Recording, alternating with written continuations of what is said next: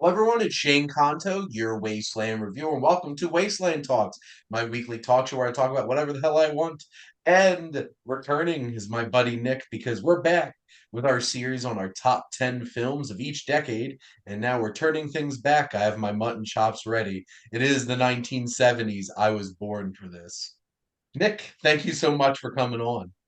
Hi, everybody. Thanks for having me, Shane. Absolutely. So, for those who have, for some reason, jumped right to the 1970s and didn't start at the beginning, so we've been going back decades from each year in each decade going backwards. So we're going to be starting with 1979 and going back and talking about our top films from each year. So, Nick, what's your top film from 1979? 1979 for me was an easy one. It is a movie that my dad introduced me to at probably too young of an age, but it's Steve Martin's The Jerk. I love this movie, and I just recently watched the documentary on Apple TV Plus because I saw your review on it, and I was like, I need to watch this as soon as possible. And I loved it, and the part where they go into the jerk was great. The movie is so funny, like That's from the very beginning. I was born a poor black child. Like, it is and then just the random shenanigans that he hates these cans. He's shooting at the cans. movie Like I is love it. ridiculous. It And is. like I didn't know what to expect of except I liked Steve Martin when I went to go watch The Jerk for the first time, and I'm Hmm. just like, when it starts well, when I was a young black child, and I'm just like, And at the end, he's like, I've got my thermos, and that's all I need. And this ping pong paddle. And my thermos and this ping pong paddle, and that's all I need. And then he just keeps pulling more stuff as he's leaving. When he has sex for the first time, he's like, "No, it's like a ride. This is amazing." I love Steve Martin in that documentary. Steve Martin, Martin, the a documentary in two documentary in two pieces. parts. When I watch that, I'm just like, God, I want to rewatch every single one of his movies. Like, Yeah. can Oh, we I do. do I this wanted right to do the now? same. Yeah. Oh, he's so great. He's so funny. Like I had his albums growing up, and I loved him. So like, when I went through the list of the woefully under 12 list of movies that I've seen from 1979, I was just like, there was no question. It was The Jerk all the way. There you go. And now for something completely different. Uh, this one's Russian. It's very heavy and thought provoking, and it is Stalker. I'm a huge sci-fi fan, and for some reason, I found a niche for Russian science fiction films. But this film, Stalker, is one of the strangest, unnerving kinds of films where it's like three dudes wander into this strange land, and the stalker's like the guide for these two intellectuals who are just like, you know what, I kind of just want to see this place. So they break in, it's under surveillance and stuff like that. And it had so many interesting visuals and stuff like that. And I swear Alex Garland watched this when he made Annihilation. And I'm just like, yes, this is exactly what this movie was. Um, because that was what I was thinking when I went to go see Annihilation. I'm pretty sure everybody else almost walked out. There were some visceral reactions during that movie in the theater. But no, Stalker from Andrei Tarkovsky is such an interesting and strange experience. And if you're in for 2.5 hour plus Russian science fiction films, you got Stalker there for you. I know that was a great sell. So there you go. I have never actually thought about it that way. I don't know. Would I like Russian science fiction films from the late 70s? Maybe. Who's to say? I'll have to Who's give it a to say? shot. There you go. 1978, Nick. What do we got? 1978 is certainly a year that I was woefully underseen in, and this pick of mine will prove it because everyone who knows me knows I'm not a horror guy, but my favorite movie of 78 was Halloween. John Carpenter's Halloween is a masterpiece in horror cinema. And that's saying a lot coming from me, who looks at most horror cinema and goes, I don't get it. Like I love The Thing, and I like this movie a lot. And it's just great. It's great at the tension building. It's slow paced. It ramps you up the entire movie. The score is just iconic at this point. Like it's excellent. It's really amazing filmmaking. Like especially when you take it on the wings that it's from 1978. Like they and can't cost like seem to, yeah. $200,000 or Yeah, something right? crazy like that. Like he found some money under his couch cushion and he made a movie pretty much. Like you don't see movies like that today, but you see movies trying to be like that today. And so like he nailed it. I was just really impressed with that movie. Halloween is also my number one film from I had a feeling it 1978, might be, yeah. We got a daily which double here. I just love this film, and it reinforced it when I did my whole John Carpenter series because I don't think there's a filmmaker better at conveying voyeuristic tendencies in terms of their camera. That opening sequence behind the Halloween mask and like the twist on like who was behind this mask and straight up murdered somebody, it just sets the whole tone for the film. And then he makes it terrifying in broad daylight for Yeah. like almost like a third of the film. And it doesn't glorify the violence. It's all about the tension. And there's so many iconic moments like Michael's mask just like peering through the doorway ever so slightly. You just see the silhouette. Or, Hmm. what inspired The Undertaker and Kane, where he does the sit up after being stabbed in the eye by the clothes hanger. Um, what Just influence that on pop I culture that always turned I out always to. call back to the him standing in the clothes, and then she looks back and he's gone. Like, that's Well, gets you yeah, right there. that was such a great moment, and him just like peering around the bushes, or that moment where the kids are bullying the main kid, and then they're running off, and one of the kids like runs into Michael Myers, and the score kicks in, and you're just like, and it's just like this panning shot. It just John Carpenter was such an amazing filmmaker. Kind of sad that he kind of like puttered out Mm. towards the end, but he appreciates all of his lovely royalty checks What that he gets were from Hollywood. two masterpieces not enough for you, Shane? Jeez. Well, Like, he's like a 7 movie stretch there where he was yeah. making some banger movies. But my favorite thing is when they asked him, some kid asked him, what's his favorite sequel to Halloween? He didn't make, he's like, I don't care for any of them, but I like the paychecks that they send me for my royalties. I'm just like, Nice.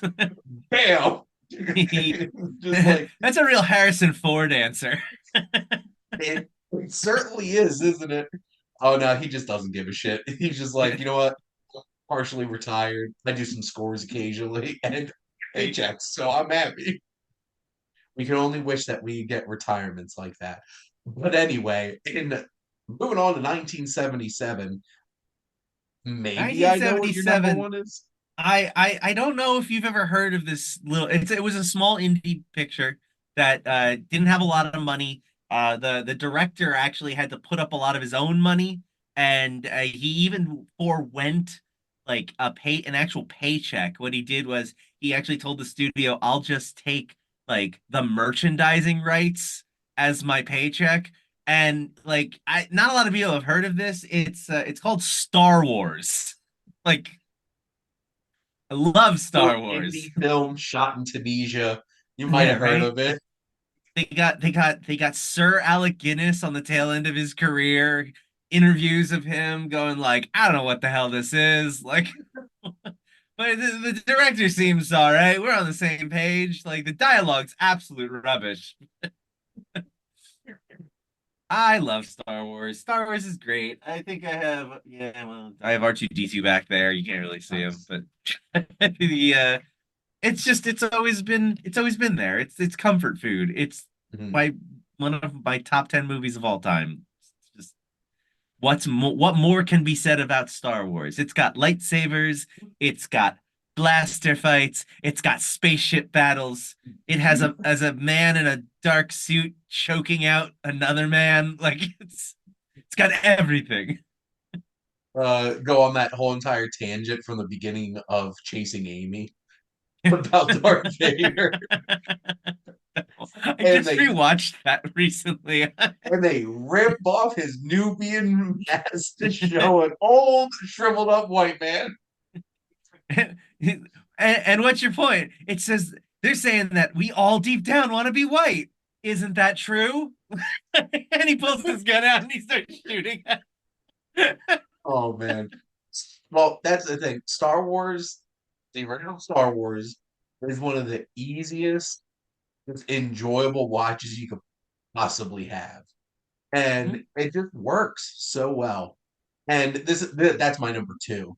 But I think this one movie that Oh, I have at number one has really grown on me as I've gotten older, and it's Close Encounters with the Third Kind. uh, This is like Steven Spielberg sci-fi that like you get older and it like hits in a different way.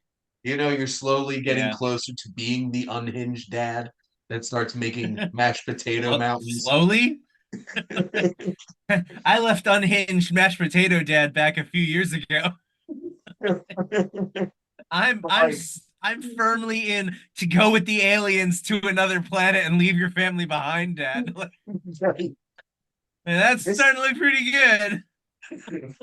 this movie, and it's so interesting because there's so much love for Arrival at this point by Denis Villeneuve, and it's just like, have you watched Close Encounters? Because like it's the same basic idea of that alien communication and building that connection. And Steven's like the special effects are incredible. And I feel like it just kind of gets overlooked behind like E.T. and Jaws and Raiders of the Lost Ark.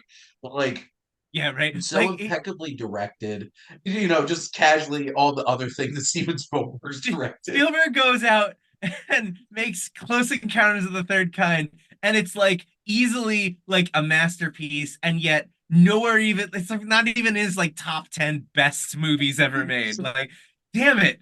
Like Steven Spielberg, will you just leave some masterpieces for the rest of us? Oh What my are we gosh. doing with our lives? I know, right? And he made it when he was like, what, 25, 30? Like this is his follow-up to Jaws. Yeah. And it's deep, it's thought-provoking, it's an interesting perspective on sci-fi, and there's some like horror-ish elements in Yeah, the there first half is. of the That film where you don't know what's going on. And that And scene when the house starts to glow and all the things start to that that would legitimately terrified me the first time I watched it. I was like, when I was little, I saw it, and that I actually didn't watch the whole movie for years because that scene scared me, and I didn't understand that it wasn't a horror movie. So well, and as an adult, you see this film in a completely different light. And I yeah. love that one random interview where they're like, so your father worked in technology and your mother worked in the arts and music. Do you think that might have been the reason why at the end of this film, like they Mhm. created music through the machines? And he's just like, In an interview, Steven Spielberg just like totally got therapied. He's like, oh, oh. probably right. So He's see, like, oh my there's a lot of goodness. depth here and some trauma that was processed. Hmm. Definitely trauma processing. There you go. 1976. Well, before we move on to 76, I do just want to shout out one honorable mention, Okay. and that is 77 was the year that the Many Adventures of Winnie the Pooh came out, Oh, and that nice. was by far my favorite Disney animated movie, like my entire childhood. Like Nice. I probably watched that a million times growing up, so like that one always has a special place in my heart. But it just happened to get steamrolled by Star Wars that year. So, Just like wrong year. right? Ah, I hate it Wrong. when that happens. Like So, if Dune had come out the same year as Oppenheimer. What on earth? what would I have done? What would the No, Academy have done? that would To have be been honest. that would have made for the most interesting Academy Awards, but also the most frustrating because we would be sitting there going like, which do I choose? And it's They just like, should and both then win. Denis Villeneuve still doesn't get nominated for Best Director, Oh yeah, that would probably happen. which better this year. Like, Oh my kidding me? God. Oh my God. If If he doesn't, people riot. Like, I honestly I think that would be what happened. I can't imagine he wouldn't. They probably didn't nominate him that first year because they were like, oh well, we'll do it on part two. well, that and Now they're Lord of gonna the go, oh Rings. well, we'll do it on part three. That's exactly what happened with Lord of the Rings. They're like, I we'll just know. wait until the third one and give it 11 Academy Awards. Uh, Yeah. just like, well done. So there you go. Well, 1976. This is a movie that is just insane how ahead of its time it is. How you could show this movie to people today and not tell them what year it was made, and they might guess that it was a recent release, other than the fact that it looks like it was made in the 70s. And that is Network. I really love this movie. It is insane to me that people have been yelling this message for ever and we're still not listening. It's it's just insane. It just there's so many great moments in it and just everybody knows that I'm mad as hell and I'm not going to take this anymore. Just it's ah such a great movie. Love it. Ned Beatty's evil corporate money man Yeah. monologue that he Yep. into this table. That whole cast is insane. Like, Mhm. it's an insanely talented cast between uh what was it, Peter Finch, who won Best Actor posthumously, and then William Holden, Faye Faye Dunaway, Dunaway, Robert uh Duvall. Robert Duvall, Ned Beatty, just insane, insane cast. And Yep. this movie is so relevant today, uncomfortably relevant today. And you're just like, yep, we still keep doing all this shit. Keep doing And it. learn nothing. Hmm. All of this will have has happened before. All of this will happen again. It sure will. That's I think that was my number three. So this Okay. this was a pretty strong year. My number one is Taxi Driver. And Okay. this is honestly my number one Scorsese film. This movie is so effed up. For the record, just like right off the bat. But glowing recommendation. It's one of those kinds of films that this forces you to get inside the head of somebody you really do not want to be inside the head of. And Robert De Niro is incredible in this film. Yeah, he And is. Travis Bickle is an uncomfortable protagonist to follow.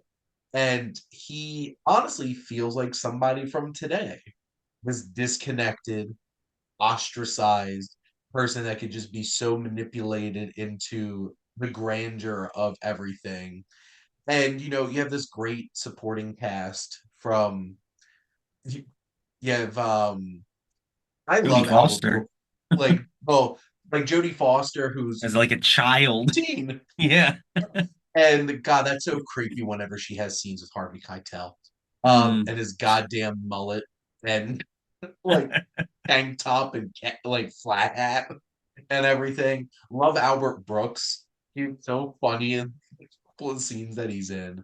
But like Robert De Niro is so incredible, and obviously it has this iconic dialogue. The whole, you talking to me, the only one here, and just like that kind of like that's in such the zeitgeist of pop culture, and it's really uncomfortable to actually take a step back and really think about what that scene is. Yeah. It's just like, it's not as fun as you're making it out to seem. Mm. And it is a dark, like the score is incredible. It just has this grittiness to New York City because Martin Scorsese can't not make a movie about New York City. Of course. Of course not. Wait. There are other cities? No, what? I didn't know that. When he made The Irishman, I'm like, oh my god, this is about Philly. Like, what is this? What? He was really fighting hard to get it set to New York, but they were like, no, no, That's not where this happened. not where it happened. These are Philly mobsters. What are you talking about? But no, Taxi Driver is just that honestly, it's kind of crazy because there's definitely tons of people in the world today that are Travis Bickles out there, and they're all on the internet. So Yeah, there right. you go. They all really invested in the Zack Snyder version of the Justice League. They cannot wait for Rebel Moon Part 2.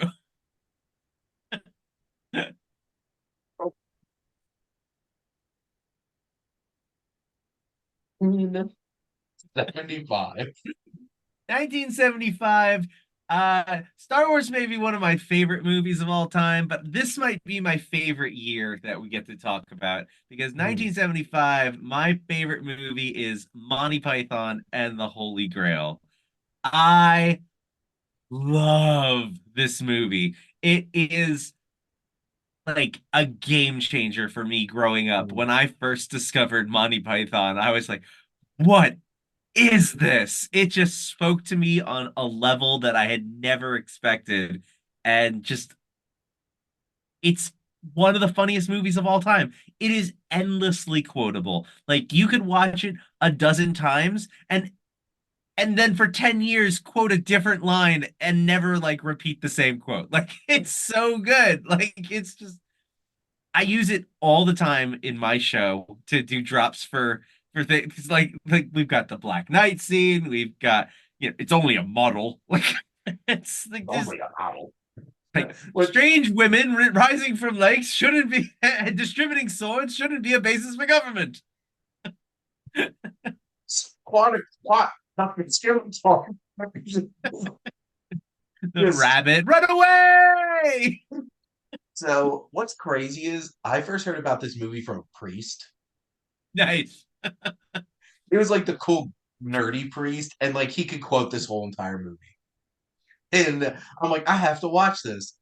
Now, Nick, do you remember the first time you finished this movie and uh how you reacted? How I this mean, movie ended? honestly, I don't remember the first time I finished the movie, but I can only imagine it was utter confusion. Like I I did not sat there, understand Nick, what was happening. for 5 minutes waiting for the movie to come back. I'm like, how long's this gag? This is And a it really weird bit. and it never came back. Just like the fact that they were LARPing the whole time. Yeah, it's Just ridiculous. ended. They just got arrested. They just got arrested, and that was the end. They How's took it? the camera away. Oh my god! And like the opening credits with the llamas. Oh my God. The opening credits, I mean, the movie opens just as confusingly as it ends. Reading the subtitles for the credits. The wrong movie on. The guy walking into the chemist, and they're like, oh, and they like taking film out. Put in the correct one. Oh my Oh god! my God. The The intermission in the Terrys. middle. Yeah. No, they cut like 15 seconds of Yeah. shit. It's just long Oh, enough to be confusing, but not so long that you're like, this is taking forever. I think my favorite line in the whole movie is "They call me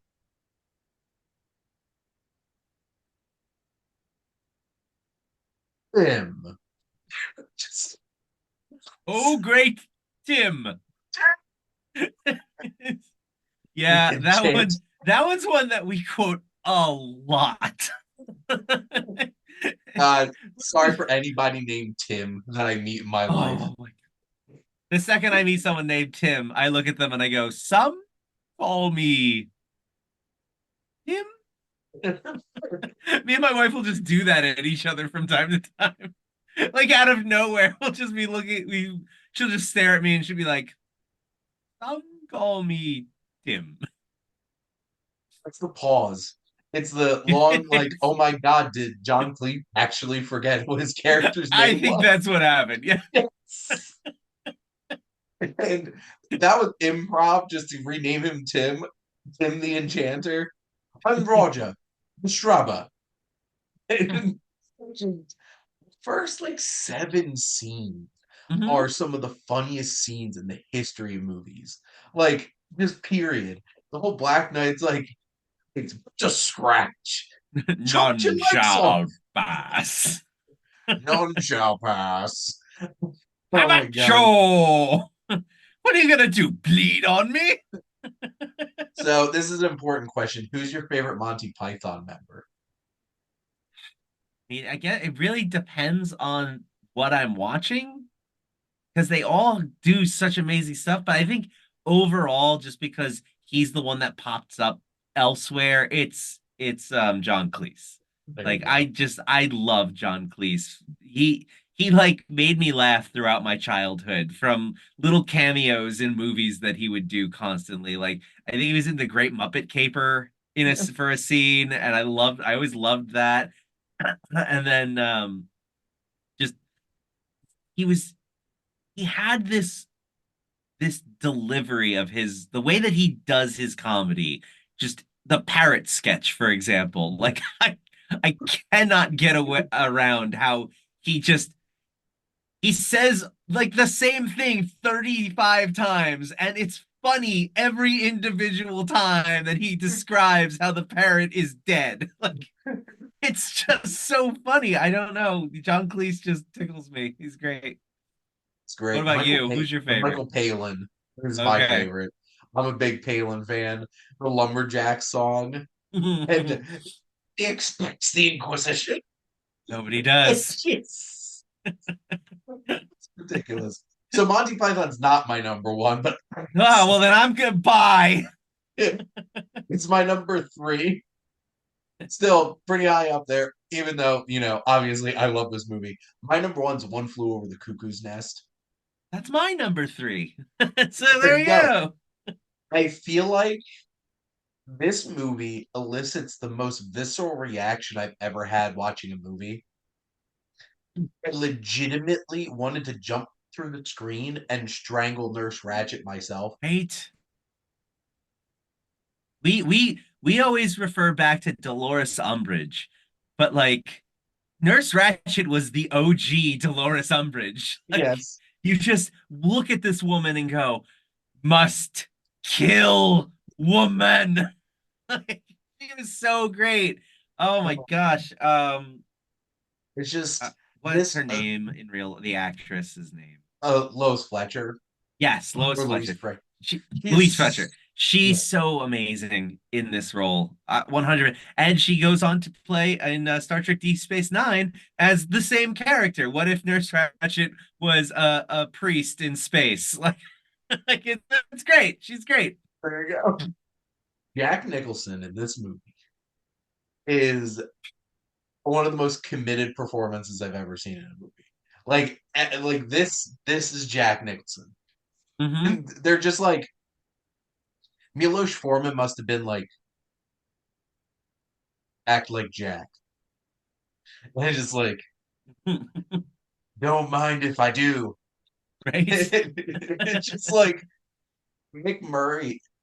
McMurphy is the most perfect representation of counterculture and rebellion character in film.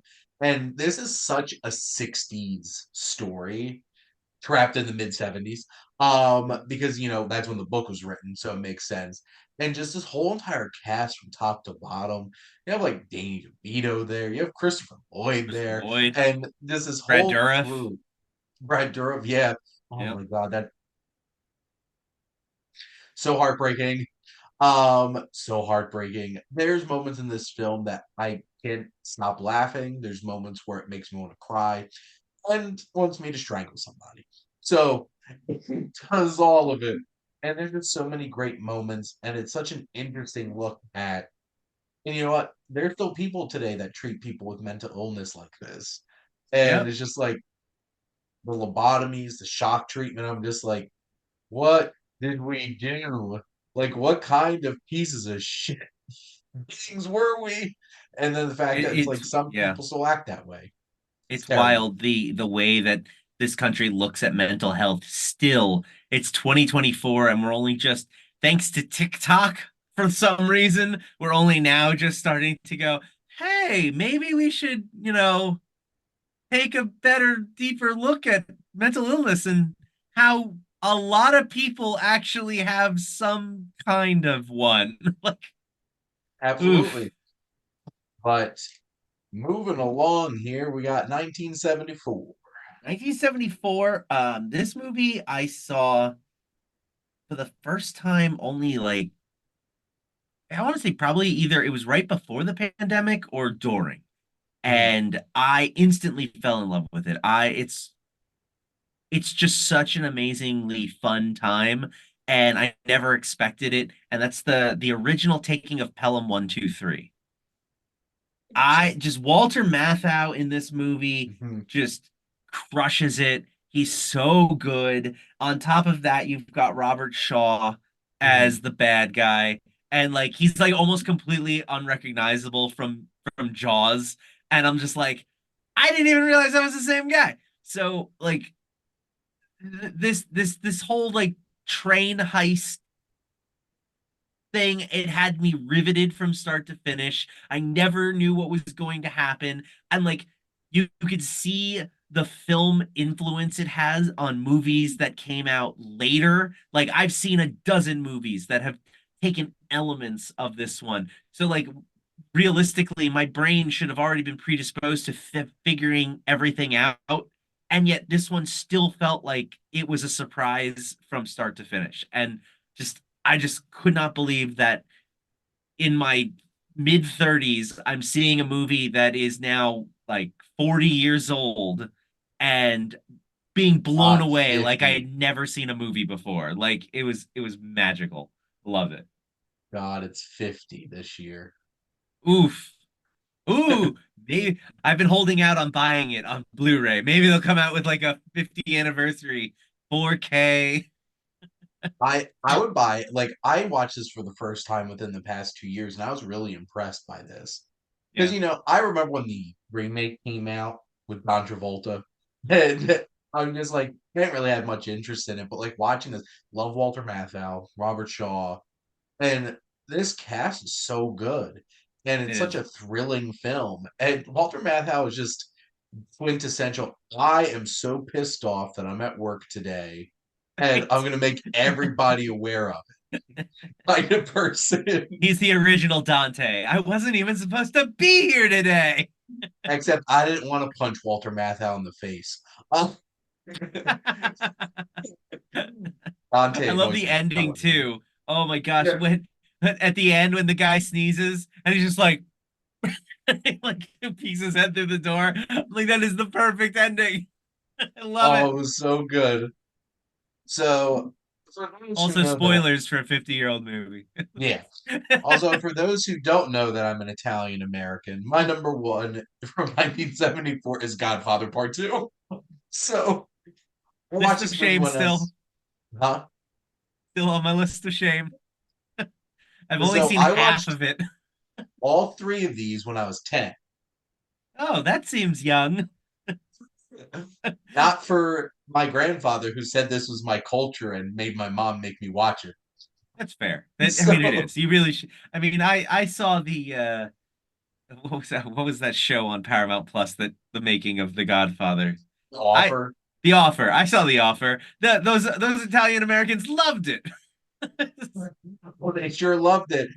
Um, they hated it before it came out, and then they saw Yeah. it. All them mobsters were like, No, it's a it's movie. at the end of it. No, this film is such an interesting. active narrative between being a sequel and a prequel at the same time. And I remember being a kid reading the prequel part because I was a Oh, 10-year-old ready to read subtitles and shit. So, but as an adult, I like those moments better than the sequel parts.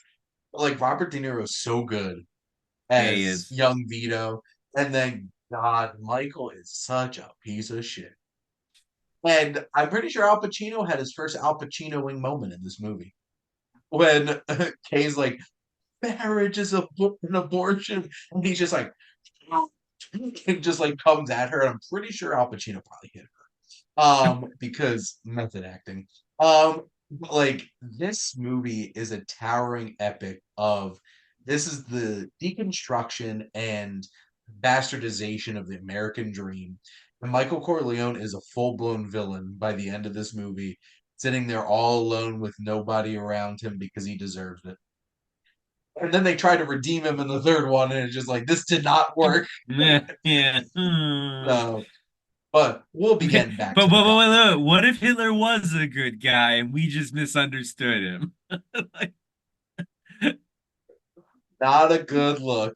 But yeah, I always just loved the De Niro scenes because those are the only scenes I saw of the movie because I stupidly watched HBO's chronological order version of the Godfather trilogy. So I they saw did that. they did that. I turned it on. My friends were like, "It's on HBO. You should watch it." And I was like, "All right, I'm gonna watch it." Thinking I was watching The Godfather Part One, I watched it through to about when Michael gets sent to Italy in the first movie, and by that point it had been about 2.5 hours, and I'm like, oh, okay, so this is probably where the first movie ends. I'll stop it here and I'll watch the rest tomorrow. And I got into work and they were like, so what'd you think? And I'm like, it was amazing. I mean, it was really weirdly structured, but the stuff about Robert De Niro being like young Vito is so good, and they're all looking at me like, what? That was in part two. What are you talking about? I'm like, it was the first 20 minutes of the movie. How could it have been part two? Oh It was my god. ridiculous. That is a ridiculous way of putting that movie. But I'll be back to The Godfather in a bit. 1973. 1973 for me is a movie that I don't have actually a ton to say. I've got seven movies that I've seen in 1973, and I remember fondly The Sting. We rented it as a kid.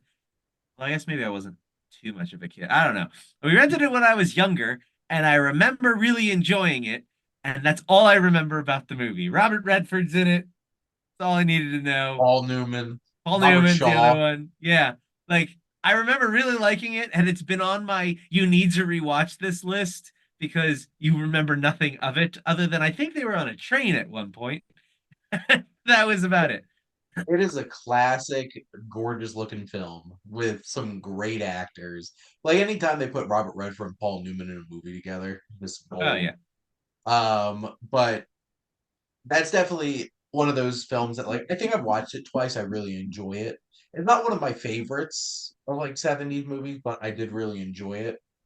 Getting back into the horror genre, my number one is The Exorcist, which Yeah. is I did a special article when I still wrote for Scribe Magazine on my top five faith-based films, and my number five was The Exorcist. Because this is back when they actually had a faith-based message in Did. like religious horror, and it's such an interesting and engaging film from the sense of like, first off, obviously this was the dawn of the exorcism movie. Like every exorcism movie that has come after this is basically the exorcist in some shape or form. What they put Linda Blair through in making this movie was pretty messed Oh up, yeah. obviously. But the makeup, the Pazuzu of it all, was like, I'm gonna go some cocks in hell. And just like all of that about the movie. But what elevates it for me is the two adult arcs in it, in terms of like, this is about Ellen Burstyn, who's now a single mom basically, who's struggling with the fact that her daughter might have mental illness. And that mother-daughter relationship is so poignant. And then it just so happens that it's not mental illness, it's actually a demon. A demon. But Yeah. I hate it when that happens. yeah, when that happens. And then what Father Karras goes through in this film, trying to rediscover his faith, is such an impressive arc. And he makes the ultimate sacrifice. And then also they're like, apparently the studio wanted Marlon Brando to be Father Merrick. Oh, that's interesting. And William Frickton's like, hell no. So I'm gonna get a like a 30-something-year-old Scandinavian actor and just make him look 40 years older. Because for the longest, I'm like, how old was Max von Sydow in 1973 that he was still alive in 2010? And then you realize they just Doc Browned him, made him older, and tricked all of us But thinking that's how but old they he nailed was. it because like that's what he ended up looking like when he actually got to that age. Which Exorcist was, it's crazy to think this was the highest grossing film of all time when it came Oh, out. right. Like a horror movie was the highest grossing movie of all time. I can't Constitutes, believe it because I think this movie is terrible, but it's just me. wow. Yeah, I we just rewatched it over Halloween, me and my wife, and I just could not get into it. I don't know why. There's just something about it. I'm just like, I find it to be boring and I tedious. I completely understand the like filmmaking has come so far that Yeah. I feel like it's hard to scare people with older films. Just from the fact that it's like, and also, how many goddamn exorcism movies have we seen now that it kind of like dilutes the fact that like I this mean, was me only the one. Like only the one. I only have the one sample size. But I was like, yeah, no, I don't think I need to see any of these ever again. So, Are I you don't know. telling me It you just haven't wasn't for watched me. This Is the End? The That Exorcism of Jonah I Hill? guess there was an exorcism and this is the end. Okay, fair enough. Okay, so I've got the two, and I have to Really not say, that this is compelling. the end. Really peaked for me when Channing Tatum came out as a gimp dog. Like this masterpiece of cinema. Specifically for Danny McBride. What the craziest part of all that? Oh, Franco, you got so petty. Oh, Tom Petty. Uh, my brother is gonna wet himself watching that in the theater because my brother was keeled over laughing so hard during this the end. God, that movie was so funny. I saw it at like a 2 o'clock matinee on like a Wednesday, and there was an old couple who walked who who got up and walked out. I'd say maybe about 15 minutes in. I think maybe around the time that Michael Cera was trying to do blow off of was it Rihanna? Whoever he's that was they were like, all right, well, this isn't for us. So we're gonna I'm just gonna wonder, I'm My like, what did God. they think they were here to see? I'm confused. I kind of want to know. But I on always to want to ask people that when they walk out of the theater. I just be like, I gotta know, what made you come in here today? Like you didn't see any trailer. You just walked up to the movie theater. You said, that one. That was what you did? I would like to think I'm going to be that old person that is literally still seeing everything. Oh, yeah, And you then people will probably be will. like, isn't grandpa over here going to walk out on this? And me just being like, I'm a cinephile. Right? I'm They're like, sir, this is not, no, this isn't for you. And you're like, don't worry, I got it. I got it. just like, I know more than you, son. And I just walk by or Ron Swanson at the home improvement store. But anyway, 1972. 1972. This is one that I think we might have another daily double on because I have seen The Godfather Part 1, and it is my favorite movie of the two movies that I saw in 1972. The other one being The Poseidon Adventure. There you go. But yeah, The Godfather. Ah, what a great movie. Just It's a film. I saw it properly in its entirety for the first time a few years ago. I want to say definitely pre-pandemic. And then post-pandemic, they came out with that anniversary in Yeah. the theater special Dolby presentation. And me and my buddy went to see that, and boy, did that look good on the big screen. So I'm actually kind of holding out hope that they do an anniversary edition of The Godfather Part 2 so I can do it again. But It is 50 yeah, years. They that got to movie's do great. something. Right? Yeah. Yeah. I mean, my eyes want to see The Godfather Part 2 on the big screen. Come on, I'm already this year probably seeing Shrek 2, maybe The Mummy, the Muppet movie. All of these movies all have an anniversary. They're going ham with re-releases. They're Yeah, re-releasing all the Spider-Man movies. I'm are. just like, The what am Star I gonna Wars ones are coming do? out in a couple weeks. I'm just gonna be living at the theater. Yeah. What Getting year all is these. it? What year is it? God bless Um, the Alzheimer's patients that go to the movie theater this year. They're going to be so confused. yes, The Godfather is my number one. This cast is iconic. Marlon Brando gives one of the most iconic performances in the history of film, and one of the most imitated performances in the history of film. And this is the dawn of Pacino and like James Caan and Robert Duvall and John Cazale and the tragic story of him only being in five films, all nominated for Best Picture. Um, or they might have all won Best Picture. It's Sounds insane. like somebody was a good luck charm. He was in both Godfathers. Sorry, I Yeah. don't think they all won Best Picture. He was in both Godfathers, Dog Day Afternoon, The Conversation, and The Deer Hunter. Damn. That's a run. And he was the love of Meryl Streep's life and passed away of cancer. Oh. And he played Fredo, who honestly in this movie doesn't do jack shit except for being a complete mess up.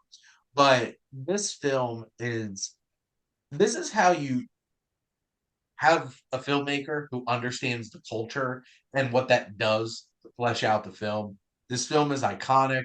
The line, just like the dialogue, make him an offer he can't refuse. Hmm. Leave the gun, take the Take cannoli. the cannoli. Ah, Clemenza, my favorite support side character of the Godfather movies. And just that scene at the end with the assassinations during the baptism is just like Yeah. Oh, this movie went hard. it did. And I like love the episode of Modern Family where they do that. Oh, I actually saw that episode of Modern Family first, oh my god. but I got what they were doing. I was I like, just oh, rewatched Robin Hood Men in Tights and Dom DeLuise as Don Giovanni. He's just like, yes, he is. sorry, sorry. They left the cotton balls in. I just went to the dentist. It's the whole thing. That's amazing. And Luca's just like, I'll make him an offer he can't refuse. You stole my line. Oh my god. He has the iguana. Sometimes my lizard gets a little limp, but I'm just parodies. Love them. Like They're so Utopia. great. The Mom, the the I thumb. actual movie though, so just I love the opening with him and the guy who's asking the The favor, and Undertaker. he Yep. and he's like you come here today and like you never thought I was a friend before now. Like he somehow does amazing Italian mother guilt. Catholic American Italian mother guilt. Somehow it's this guy's fault that he was afraid to go up to. He's like, "You asking me a favor, and I'm not your friend. I'm not going to do anything for Like, you. You're just gonna come to me." And he's like, "That's Bonacera. okay. I'll take care of you. You be my friend from now on." Bonacera. Bonacera. It's just like, what did I do? Hmm? for you to show me such disrespect. And he just has the cat wandered onto the set and just apparently loved Marlon Brando. God. Seriously though, anybody who has not seen The Offer, it is probably one of the only non-Star Trek things on Paramount Plus worth watching.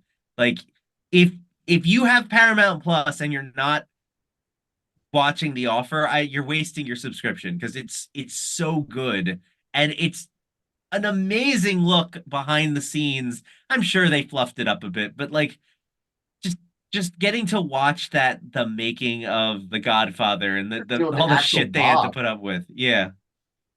It's like that story where Michael Imperioli is like, Gandolfini, after the first episode air, he got this random phone call and still don't know who did it. But he's just like, we love what you're doing, but just remember, the Don never wears shorts. And then Tony Soprano never wore shorts in another episode after the first episode of Sopranos. That is amazing. And just like the mob cares. It's all about branding and imaging. Yeah. I get it right. Alrighty, 1971. 1971. This is another year where there's not a ton on here, but the ones that are pretty good. And I ended up to go, it was down to the Willy Wonka and the Chocolate Factory and the French Connection.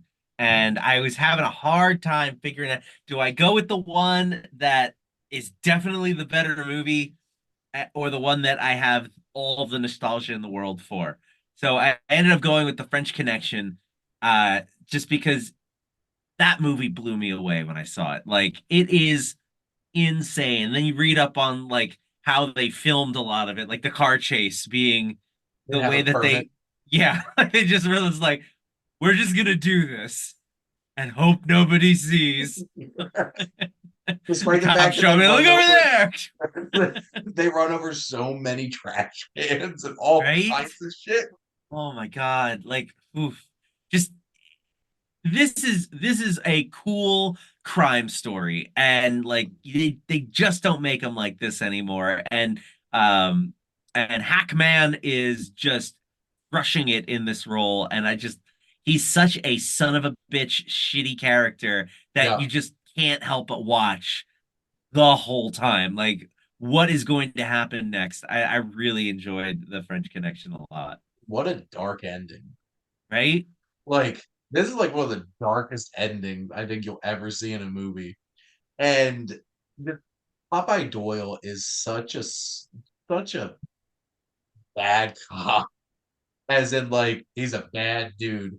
And Dean Hackman is absolutely perfect in this Roy Scheider, and just the mystery of like this, like the importing of like the cars and everything, and all the details of it.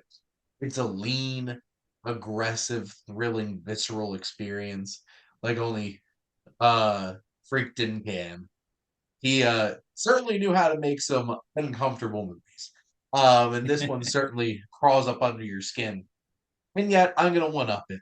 With my number one, speaking of uncomfortable, is A Clockwork Orange, because who's the only Mm. other person that can make it even more uncomfortable, and that's Stanley Kubrick. Yeah, he's really good at that uncomfort thing. Which this film obviously is notorious for having like an X rating originally and stuff like that. It's kind of sad that you watch it now and it's it's bad in terms of what it portrays, but it's not that bad. And I think Mm, that's the most horrifying thing about it is just like, God, I've seen worse in movies. yeah, it's tame for the time now, Yeah, but like a Malcolm baby's McDowell toy. Malcolm McDowell creates one of the most disturbing characters in the history of cinema.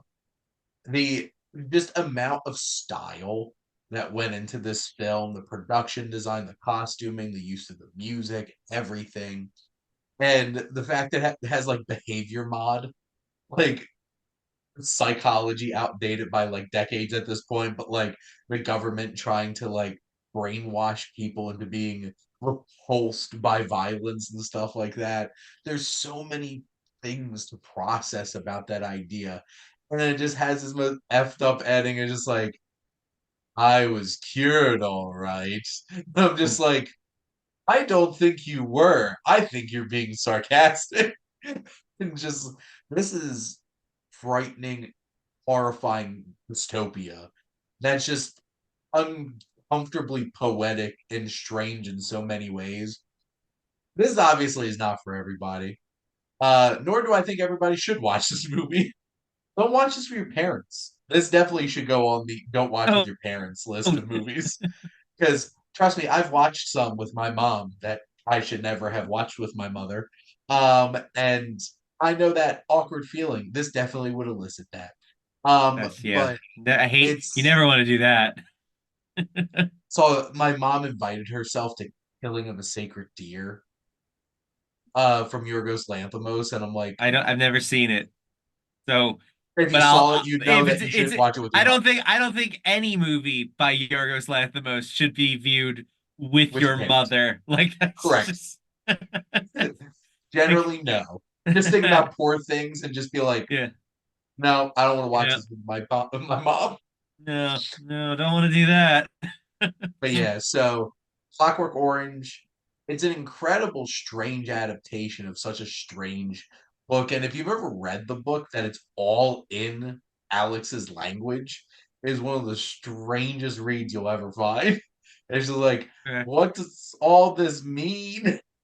But Yeah, the movie itself is still on my list of shame. It's one of those where every time I come across it, I'm just like, tonight the night, and then I inevitably talk myself out of it. No, I don't think I'm in that headspace tonight for tonight that. is definitely not the night. No. And then we had 1970. So what's your last Last one, Nick? one. Last one, and I had to really scrape the bottom of the barrel for this one. A total of one movie ever seen in 1970, and it is the Walt Disney classic, The Aristocats. And I hate cats, so like I don't know. This movie's fine. And casual racism. Casual racism up the wazoo, but it's got that catchy tune. Everybody wants to be a cat. And the guy who plays the voice of Baloo is the cat. And they Of course. definitely just reused the animation for other movies to do the animal dancing and just it's a fine little tale. It's cute, but it's by far never ever showing up on my list unless it's the only one I can choose from. It was the only one. I have not watched the Aristocats in years, and outside of the Siamese song, I don't know. But no, that's No, the Lady and the Siamese Tramp. song was in Lady and the Lady and Tramp, the but there Tramp. were Siamese cats. And in the one scene where they're doing the everybody wants to be a cat, there is a Siamese cat that goes a little out there with the Chinese stereotypes that they have actually cut from versions of the movie because of it, which don't blame them. But yeah, that was I'm not a fan of the editing out of things at this point. It's just like agreed. you should treat them like a dog. You know what you did. Rub their nose in it. Disney, you Yeah. know what you did. We're not gonna let you I forget think they about it. have put it back in at this because it's been a while since we watched it, but it was right around that time Disney Plus was doing that. They should just do Disney. If the Disney Plus version is the clean version, and the inevitable Hulu version would That's just be fair. what it actually Yeah. is. Or just do it like do with the Marvel movies. Which version do you want to watch? The IMAX one or the regular one? Do you want to watch the racist one or do you want to watch the clean one? I mean, there's Uh, a metric right there that they could track. Like, who's watching the racist one? Get yourself we put on a know who you list. are. We're data mining. We know who you They know. are. They know. But they're either like his movie historian or just racist people. It's just like, well, one of the two. Or why not both? You could be. Why not both? My number I one, gotta love those racist theatrical historians. God, it's like Hugh Grant's character from all those year roundups that Netflix was doing, where he's some historian and he's obviously racist and sexist. He'd watch them. Exactly. He'd find everyone that has blackface in it. Every Which there are single one. probably way too many of. There you go. So my number one has one of the greatest performances in the history of film, and that is Patton. George C. Scott is so incredible as George S. Patton in this film. And he won Best Actor and was like, I don't believe in this shit. And he rejected the Oscar. He's just like, how are you supposed to compare different like actors performing different roles? They're not the same roles. And I'm just like, Good point. What they good should point. do is make the same movie 5 times and then nominate all the actors that played Patton, and then the best Patton. Gonna I mean, win. everyone knows it's not the best actor award, it's the best specific character award. But his performance is amazing. Carl Malden is one of the best character actors in the world, playing Omar Bradley. This film is gorgeous. The trumpet score to it is just iconic. And it's such an interesting war movie slash character study of this was a fascinating human being that obviously got in trouble because he was rough around the edges. Also believed in reincarnation. He believed that he fought in the Battle of Carthage. And like Cool. he's just like, I was on this battlefield thousands of years ago. I'm like, man, this guy believes, like really believes. And the opening sequence, it's like, no son of a bitch, you know, saved his by well, crap, what was it? No, no son of a bitch saved his country by dying for his country. He saved his country by making the other son of a bitch die for his. And Yeah, that's it. I'm like, damn, there it is. Just that opening scene with the giant U.S. like the American flag and him and his whole general get up, and it's just like this is such an incredible performance and such an interesting story. And fun fact, my grandfather fought for Patton in World War II Oh, and thought he was great. I mean, He was one of why five. not? He was one of those old white men that's just like, this is my kind of guy. He's a real man's man. The real man's man. Exactly. But that's a wrap. Here on our top 10 1970s films. We made it through, Nick. We Got it. did. We got through. We not a single year was missing a movie. We might have to talk about the 60s. I might have to do some homework for the 60s, sure. But, Nick, thank you as always for coming on. I appreciate you having me, sir. And thank all of you out there for always tuning in and supporting your Wasteland Reviewer.